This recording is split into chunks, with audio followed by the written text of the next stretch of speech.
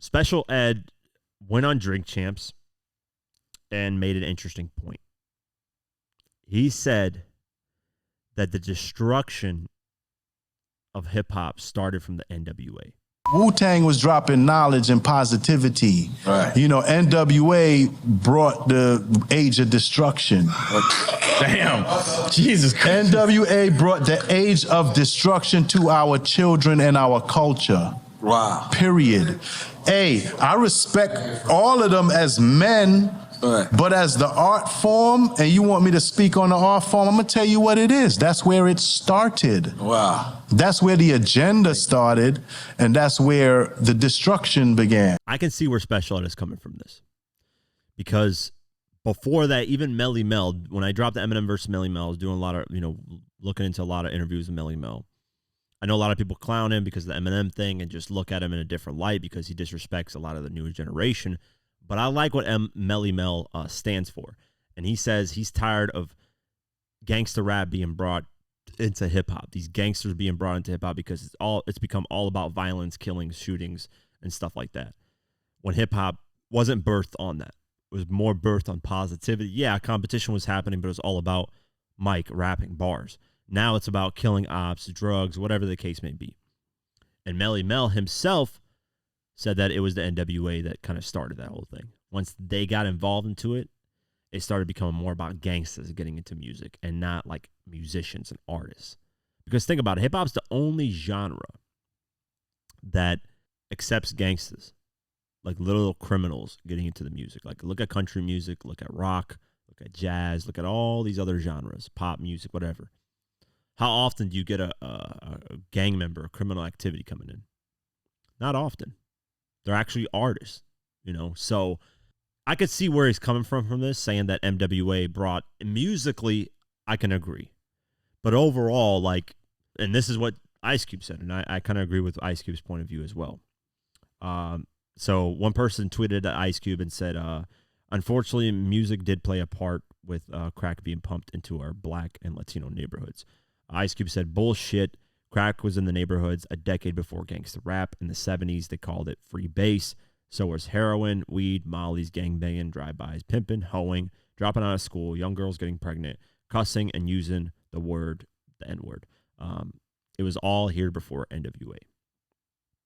Now, yeah, it was. There's no denying that, but putting it as an entertainment form makes it a lot more appealing to kids.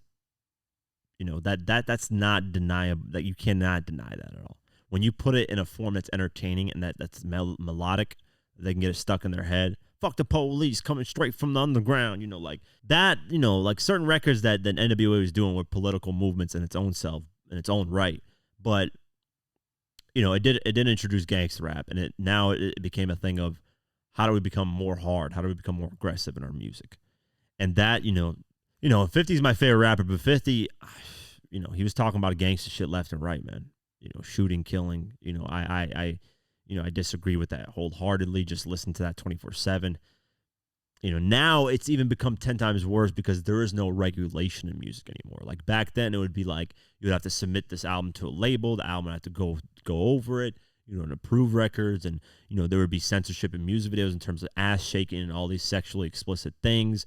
I remember Nelly had that tip drill video where he slides a debit card or credit card in between a girl's ass cheeks, and she had some panties on, and he just slid it between her ass cheeks. And that was so controversial in the early 2000s that Nelly got attacked like crazy. Now we're seeing ass cheeks like it's nothing. Shit, NLE Choppa a long time ago put him getting head in a music video.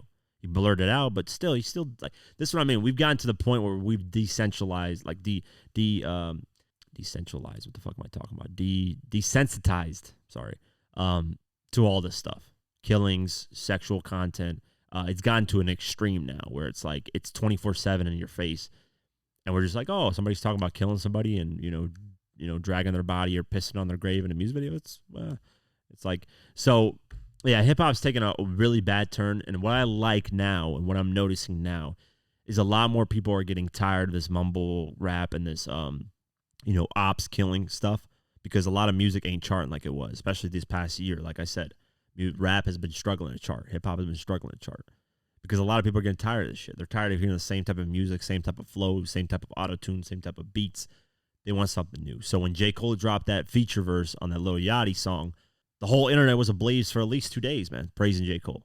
I feel like people are hungry for bars again. They want some real shit. They want some. You saw Oliver Anthony in Country, bro, doing that Richmond North of Richmond song.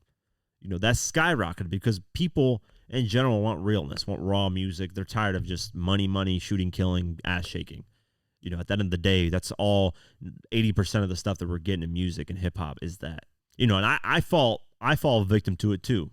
To say that I don't and act like I don't listen to it would be very hypocritical of me because I do. But as the years have gone on, like I'll see new music drops in certain artists and I'll just ignore it. Like that Rick Ross and Meek Mill song is dope. Shaq and Kobe, they got a whole collab album coming.